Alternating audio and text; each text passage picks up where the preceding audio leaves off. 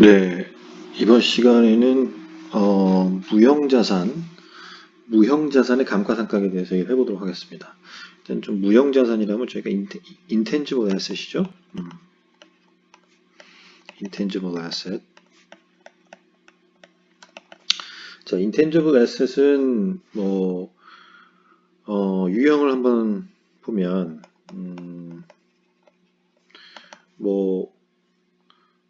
특허, 그죠? 특허권이 있을 것이고요. patent, 그다음에 copyright, 저작권, 그죠? 저작권이고 있고. 그다음에 이제 뭐 상표권이 또 트레이드마크 상표권이 있을 것이고요. 그다음에 뭐 프랜차이즈가 있고, 그다음에 굿윌까지 있죠. 굿윌은 조금 특이한 케이스인데, 요거는 이제 나중에 얘기하도록 하고요. 더. 그래서 이제 여기서 그럼 이 중에 identifiable 한 것들은 어떤 것이냐? identifiable. 예.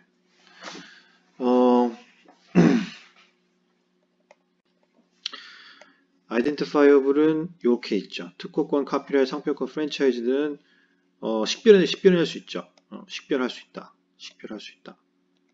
하지만 굿윌은 식별하기가 어렵죠. 예. 형태도 없는데 식별도 어렵다? 야, 그러면 사실 감가상각할 때 무슨 문제가 생길 수 있죠? 예, 문제 되죠. 예, 식별이 안 되면 밸류에이션 자체가 어렵잖아요. 예, 평가를 할 수가 없습니다. 그죠? 자, 그래도 그거는 이제 또 뒤에서 얘기하도록 하고, 그러면 일단은 특징이 뭐가 있느냐? 일단은 유형자산 같은 경우는 그 physical substance가 명확하죠. 예, 그 존재하는 거잖아요, 그죠? 하지만 무형이라는 건 형태가 없기 때문에 애로사항은 initial valuation 이슈가 있죠. 처음에 평가를 할 때 얼마로 이거를 잡을 것이냐, 예, 얼마의 금액으로 자산을 잡을 것이냐에는 평가의 문제가 있습니다. 무형자산은 형태가 없기 때문에, 그죠?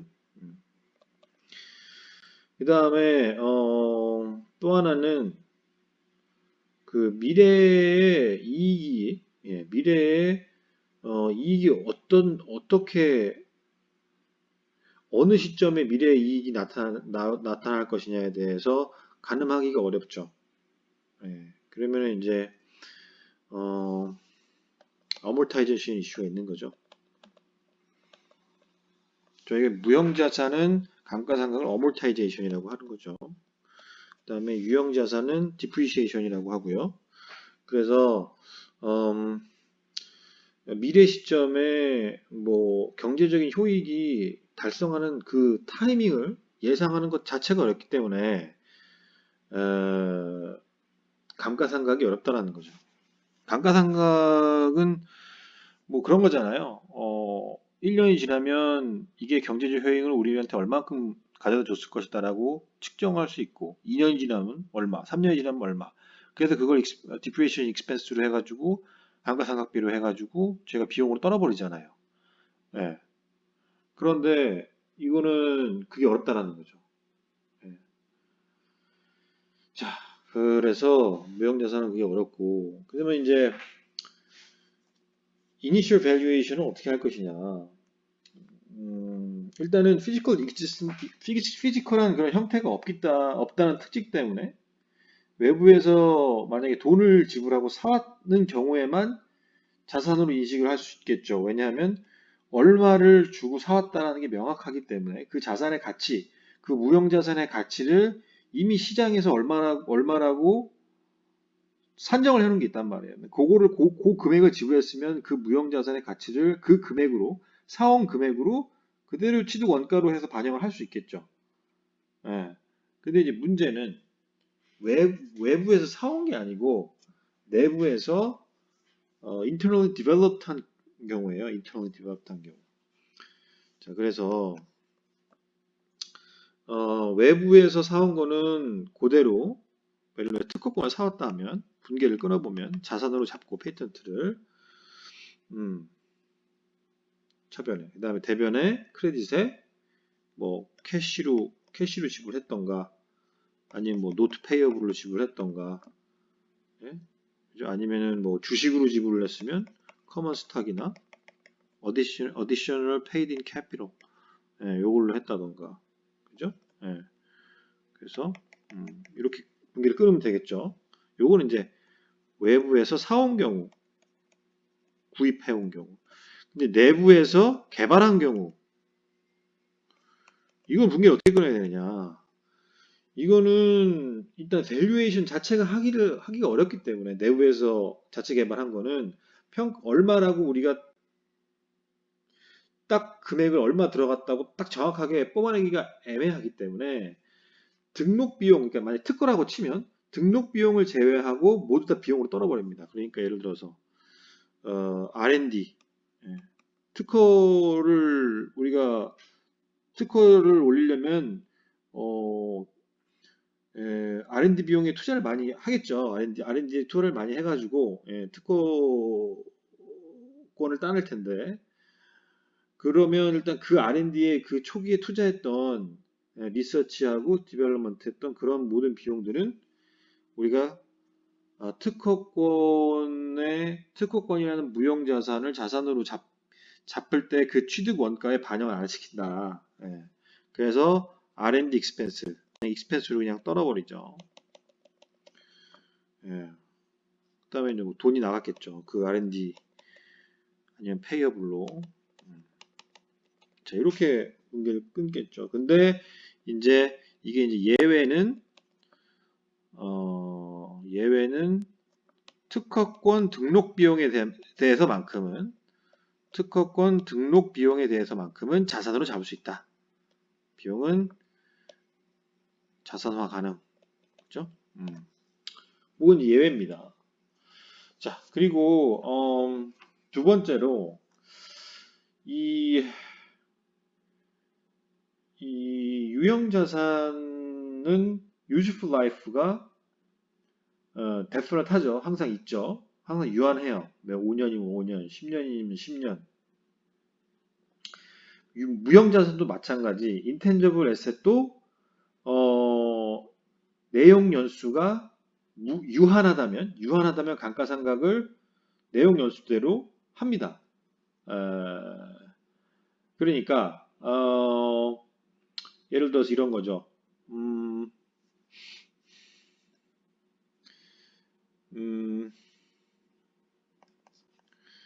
useful life가 내용 연수가 유한한 경우, definite한 경우, 그 다음에 useful life가 indefinite한 경우, 무한한 경우. 자, 요거는 그대로 내용 연수대로 감가상각 하면 되는 거고요.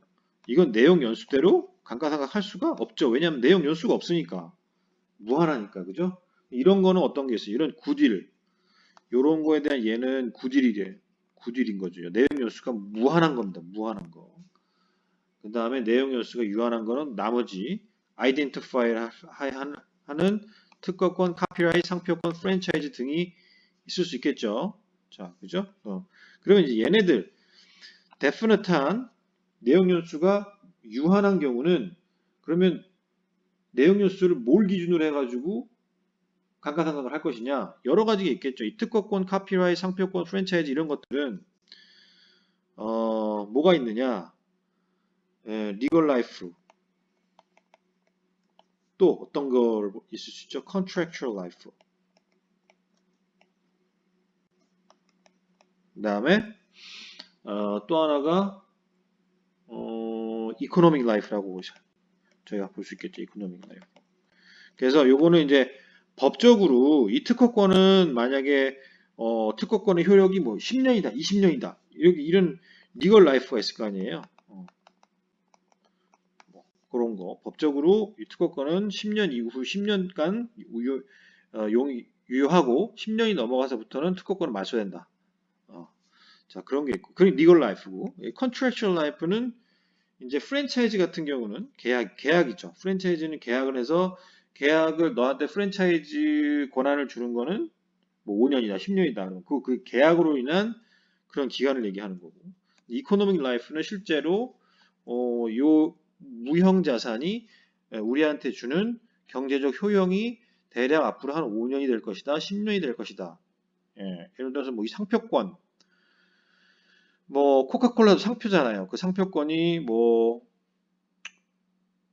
카피라이트, 저작권, 뭐 저작권이 앞으로 내가 볼 때는 한 10년간 우리한테 경제적인 효익을 가져올 것이다라고 판정이 되면 그게 이코노믹 라이프인 거예요. 근데 이런 것들 중에서 하나의 무형 자산이 요 세 개를 다 가지고 있을 수 있겠죠. 리걸 라이프, 컨트랙츄얼 라이프, 이코노믹 라이프. 그러면 그 중에서 가장 짧은 것을 선택해서 구글로 내용 연수를 보고 그 다음에 감가상각을 한다는 거예요. 어떤 경우에만 내용 연수가 유한한 경우에는 이렇게 세 가지를 가지고 가장 짧은 걸로 감가상각을 한다. 그죠? 자, 그렇고 일단 감가상각을 무형자산을 감가상각할 때는 기본적으로 straight line method를 씁니다. 정액법을 가장 많이 쓰고요. 무형자산 감가상각 시에는 그러면 이제 결국은 뭐 두 개가 이렇게 떠지겠죠. amortization, expense, 감가상각, 비용, depreciation. 유형자산은 depreciation expense겠죠. 그러니까 이거는 지금 무형자산 얘기하는 거니까 amortization expense. 그리고 직접 그 자산, 그 무형자산의 취득 원가를 크레딧으로 떨어버리죠. 이거 아니면 똑같이 amortization expense 하고 accumulated amortization 해서 감가상각비의 contra asset account, contra account 평가 계정에다가 이렇게 계상을 해놓은 경우도 있겠죠. 해놓을 수도 있겠죠. 예. 그래서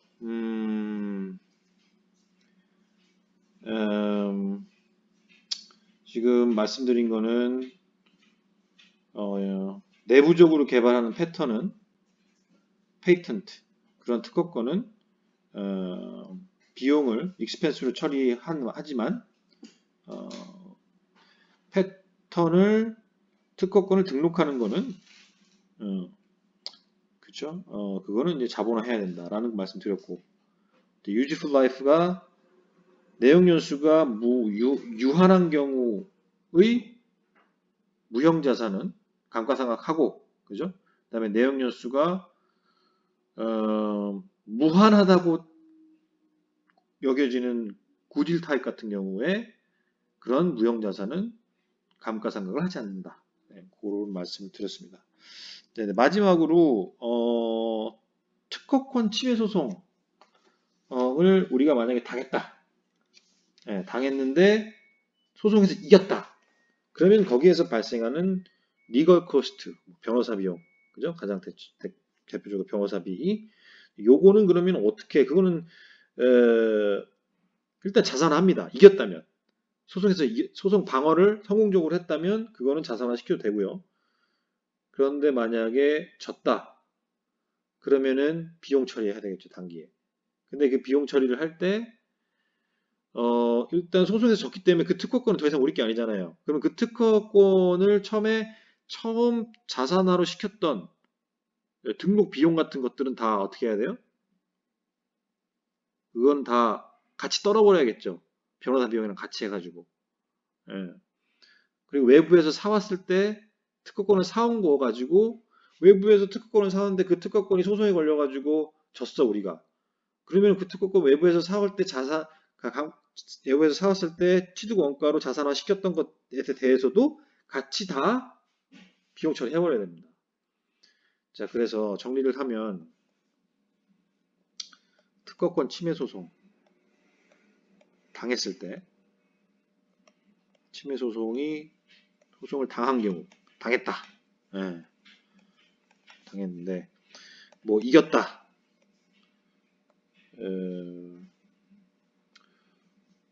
successful, 졌다. unsuccessful. 그런 경우에는 이긴 경우에는 자산화하고 감가상각하면 되는 거고요. 감가상각하면 되는 거고. 졌다.